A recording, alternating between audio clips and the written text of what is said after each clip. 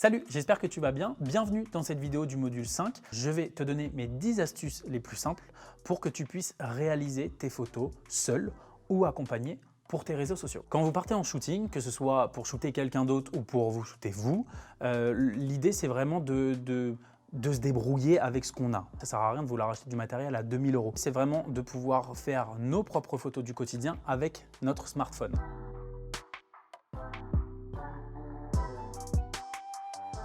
La première astuce, si vous shootez tout seul, si vous partez, je ne sais pas, dans la rue ou même chez vous, vous avez besoin de vous prendre en photo tout seul parce qu'évidemment, on n'a pas tout le temps des photographes sous la main pour pouvoir nous shooter pour nos réseaux sociaux. Du coup, le but, c'est d'essayer de trouver un peu un package. Donc pour ça, achetez un pied photo. Il y a plein de pieds photos que vous pouvez trouver sur Amazon, sur la Fnac. Je pense que pour 40 ou 50 €, vous pouvez trouver largement ce qu'il vous faut. Donc un pied photo, comme vous vous shootez avec votre téléphone, achetez un support que vous viendrez mettre sur le pied, ce qui va vous permettre de tenir le téléphone, et prenez une petite télécommande. Là, l'avantage, c'est que vous avez votre petite télécommande, vous faites votre cadre, vous allez vous positionner. Comme vous êtes avec le téléphone, tout est en automatique, ça, il n'y a aucun problème.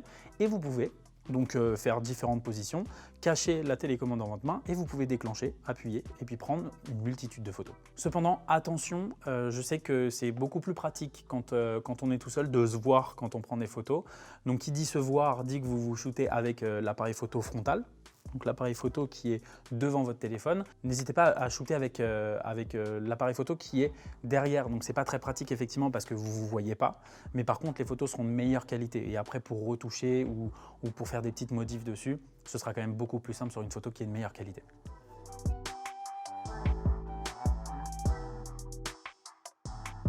Deuxième astuce, là ça va plus être pour les personnes qui vont se shooter elles-mêmes. On va shooter de l'humain, donc soi ou une autre personne. On ne va pas shooter un plat ou des objets. Donc pour cette deuxième astuce là, ça va être la position. Quelle position avoir quand on est en train de se faire prendre en photo? Souvent on a vite tendance à relâcher les épaules, on a vite tendance à refaire sortir un peu le ventre parce que on est quand même un peu gêné de se faire prendre en photo ou de se prendre en photo. Pas du tout, il ne faut pas du tout faire ça. Il faut être conscient que le but c'est de se mettre en valeur. Alors c'est pas de tricher, pas du tout. Quoique quand même un petit peu, mais c'est de se mettre en valeur. Donc comment se mettre en valeur quand on se prend en photo et quand on est face à un appareil photo? Le but c'est de mettre légèrement le torse un peu en avant et quand on est debout, c'est de s'appuyer, de mettre une jambe un petit peu devant comme si on marchait et donc c'est de s'appuyer un petit peu sur cette jambe-là, histoire que naturellement, j'ai envie de dire, le corps ait beaucoup plus de prestance. Le but c'est pas de gonfler comme ça le torse, mais c'est vraiment de se pencher un peu et de se mettre en avant tout simplement pour donner cette sensation de mouvement. Et en fait, ce qu'on va chercher dans une photo, c'est vraiment cette position naturelle. Ou alors si vous avez une position fixe et que vous n'avez pas forcément envie de marcher, le but c'est vraiment, voilà, comme je disais, de s'appuyer légèrement un peu en avant et de se tenir droit et de dompter un peu l'appareil photo. C'est bête à dire, mais le but c'est vraiment de sentir que vous êtes à l'aise et que vous avez confiance. Et ça va permettre en fait de donner vie à vos photos tout simplement et que le résultat soit beaucoup plus naturel.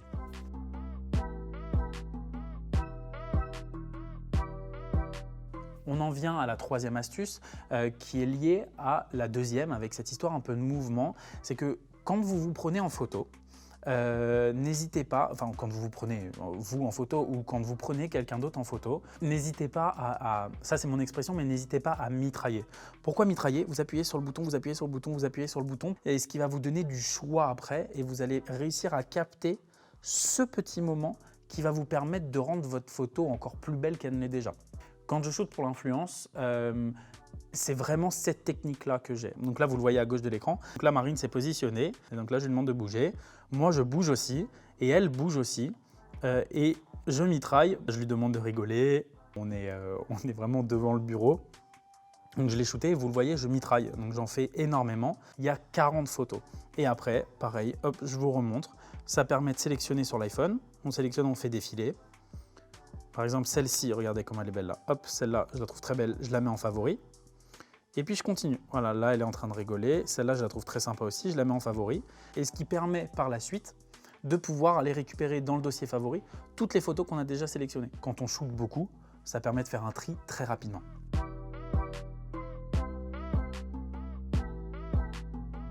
La quatrième astuce, demandez à votre entourage de vous prendre en photo. Alors, je sais, vous allez me dire, oui, mais mon mari ou ma copine, etc. ne sait pas prendre en photo, ne sait pas prendre des photos, elle est nulle en photo.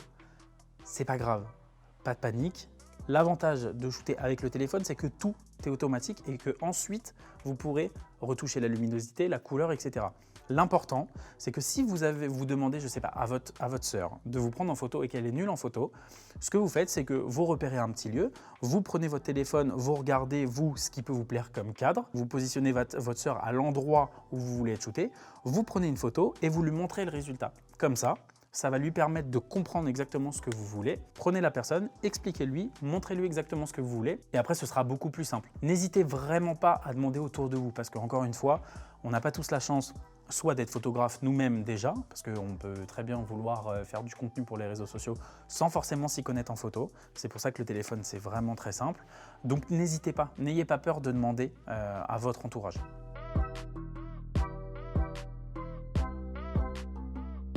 Cinquième astuce. Alors cette cinquième astuce vaut très bien pour vous ou pour la personne qui va vous shooter, si c'est par exemple votre mère ou votre père.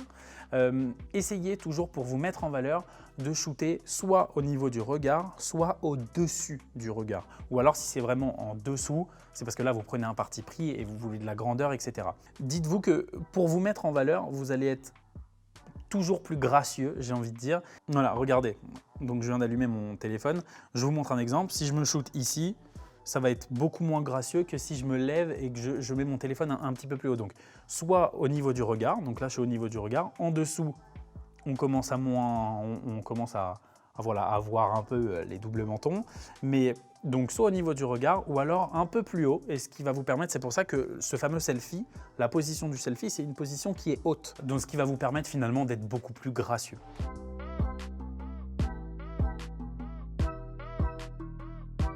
Pour cette sixième astuce, on va rester un peu dans le cadrage et il va falloir cadrer large pour les réseaux sociaux parce que oui, pour Instagram, il faut toujours cadrer plus large vos photos. Pourquoi? J'ai mon iPhone ici, je vais vous montrer un exemple. On va revenir ici sur Marine. Voilà, donc comme vous voyez là, je me suis arrêté sur cette photo-là.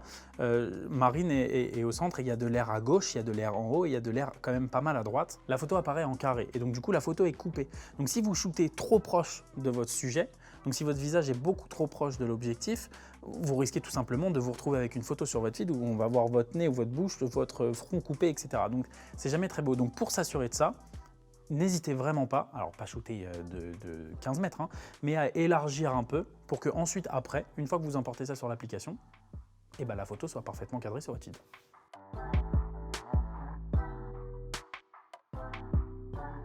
Maintenant que vous savez sur quoi vous posez votre téléphone pour pouvoir vous prendre en photo, maintenant que vous pouvez demander aussi à votre entourage de vous prendre en photo et surtout quel cadrage avoir pour Instagram, il y a un point qui est extrêmement important, c'est la lumière.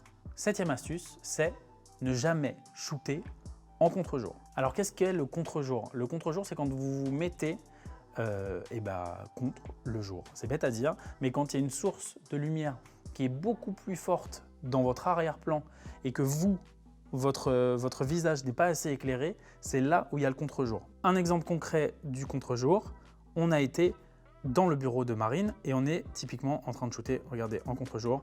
Voilà, donc là c'est pas possible parce que derrière c'est très clair et donc là même Marine on ne la voit pas. Donc voilà, évitez ça. Et comment éviter ça? Comme nous par exemple dans ce cas-là, si vous avez une fenêtre dans votre bureau, ne vous mettez pas dos à la fenêtre pour vous prendre en photo. Mettez-vous face à la fenêtre, vous mettez votre appareil photo, lui par contre dos à la fenêtre et donc utilisez cette luminosité pour pouvoir vous prendre en photo. Mais n'allez jamais, comme cet exemple-là, n'allez jamais à contre-jour parce que ça va être pas du tout joli, ça vous met pas en valeur et puis ça met pas du tout en valeur la photo.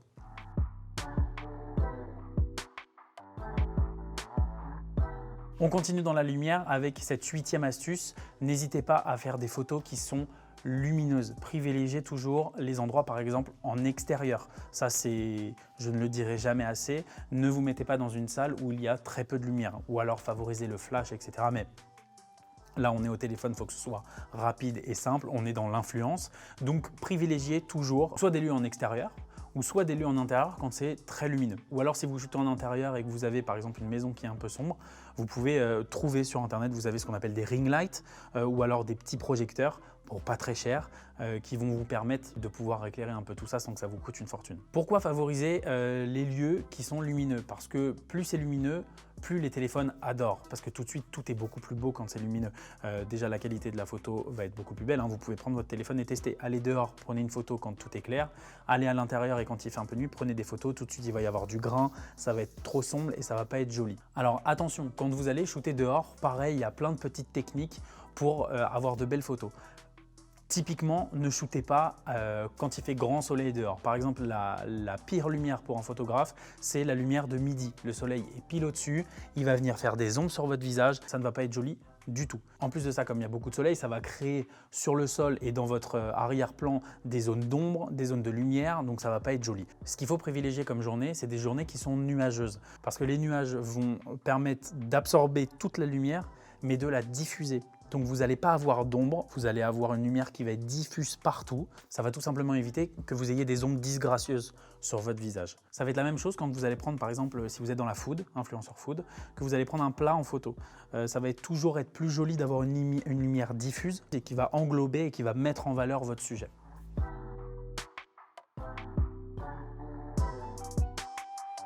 Neuvième astuce, utilisez tout ce qui vous entoure pour vos photos. Alors, ça peut très bien être des photos de vous, mais ça peut être aussi des photos, encore une fois, de food. Si vous avez des plats à prendre en photo, n'hésitez pas à utiliser les condiments que vous avez utilisés pour la recette. Mettez-les à côté, faites des jolis montages. Vous pouvez utiliser des fonds en vinyle de différentes couleurs, des différentes textures. Vous pouvez utiliser des draps, vous pouvez utiliser des plaids. La texture un peu douce des plaids, ça peut être très joli pour une photo. Si vous avez une jolie table en bois, vous pouvez l'utiliser aussi. Il faut que ce soit tendance, évidemment. Si vous avez un drap qui est rose et qui est usé, je ne vous le conseille pas. Mais allez voir sur Pinterest tout ce qui se fait, tout ce qui est tendance pour vous donner des idées. Ce qui est important, c'est comment vous allez composer votre photo. Donc, vous n'avez pas besoin de mettre des sommes astronomiques pour, comme je le disais tout à l'heure, pour du matériel par exemple, ou même pour l'accessoirisation de vos photos. Ayez cet esprit fouineur et cet esprit créatif, et c'est avec cet esprit-là que vous allez pouvoir faire les plus belles photos.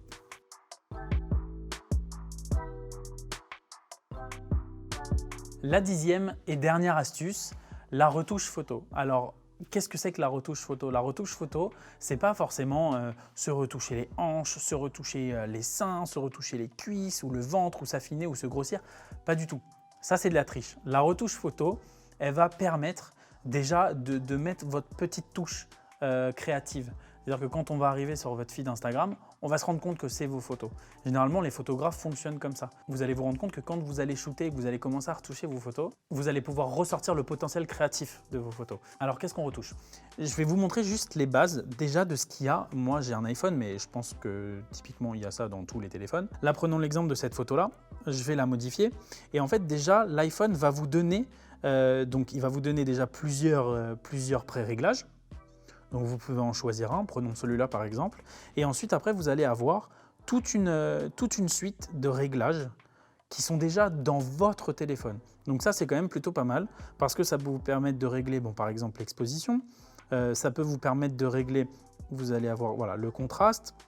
Vous allez pouvoir régler le contraste. Donc tout ça, c'est à votre goût. Ça va être vous et vous-même qui allez décider de ce que vous allez y mettre. Pour ceux qui n'aiment pas trop les grosses retouches, c'est toujours bien quand même de ne jamais fournir une photo sortie du téléphone. Toujours revoir un petit peu la luminosité, toujours revoir un petit peu les contrastes ou même un peu les couleurs, histoire de rehausser un peu le tout et de mettre en valeur votre photo. Donc ça, c'est vraiment les réglages de base, évidemment, qui vous permettent quand même de faire quelques petites retouches un peu sympathiques. On vous a mis dans la boîte à outils, je pense que vous avez déjà été voir, mais on vous a mis dans la boîte à outils 18 applications qui vont vous permettre de pouvoir retoucher vos photos, de pouvoir faire des stories, de pouvoir faire des montages vidéo. Donc n'hésitez pas à aller jeter un petit coup d'œil parce qu'avec ça, vous allez pouvoir créer complètement votre contenu pour vos réseaux sociaux. Et bien voilà, cette vidéo du module 5 est terminée. J'espère que vous en avez appris un peu plus sur les petites techniques comme ça pour pouvoir shooter et pour tout simplement faire des belles photos. Évidemment, ce n'est pas les seules techniques qui existent, mais c'est celles que j'utilise le plus au quotidien. Et puis, il faut dire quand même qu'elles sont quand même plutôt simples à réaliser. Donc n'hésitez pas, allez-y, créez, faites-vous confiance et puis faites du contenu magnifique et puis on viendra voir tout ça. À bientôt.